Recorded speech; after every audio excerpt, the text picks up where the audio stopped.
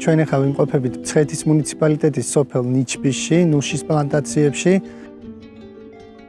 ნუშის ყვავილობა ძალიან ლამაზი პროცესია, ვფიქრობ ერთგვარი ბუნების საჩუქარია. ადამიანები მოდიან ჩვენს ბაღებში, ათვალიერებენ, იღებენ სურათებს.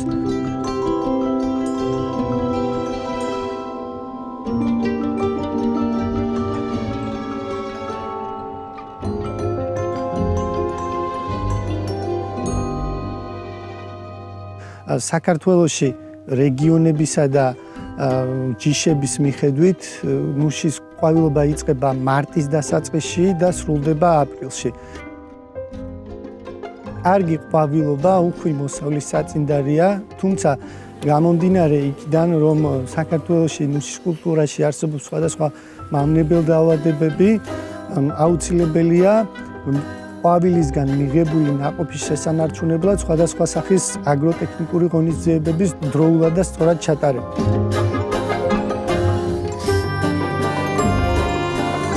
სწორად დაგეგმილი და სწორად ჩატარებული აგროღონისძიებები განაპირობებს მოსავლის რაოდენობასა და ხარისხს. ამ ბაღში ყვავილობა მიმდინარეობს ძალიან კარგად.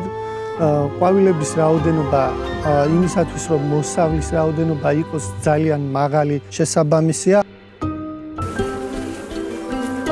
თქვენ ახლა გესმით ფუტკრის ხმა, რომელიც განსაკუთრებულ ეფექტს აძლევს ბაღს და ამ პროცესს ეხმარება ფუტკრების რაოდენობა, რადგან ძალიან ბევრი ფუტკარია და დამტვერვა კარგად მიმდინარეობს.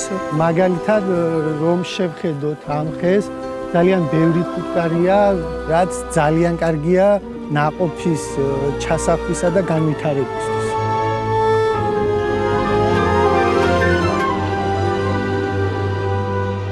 ეს ხე უკვე მეოთხე წელია, რაც ყვავილობს. გარდა იმისა, რომ მცენარე ძალიან ლამაზია, ამ ხისგან საკმაოდ კარგ მოსავალს ვიღებთ. მაგალითისთვის შარშან ავიღეთ ერთ ძირზე 3 კილოგრამი მოსავალი, წელს ველოდებით დაახლოებით 7 კილომდე მოსავალს. მშრალ კონდიციაში.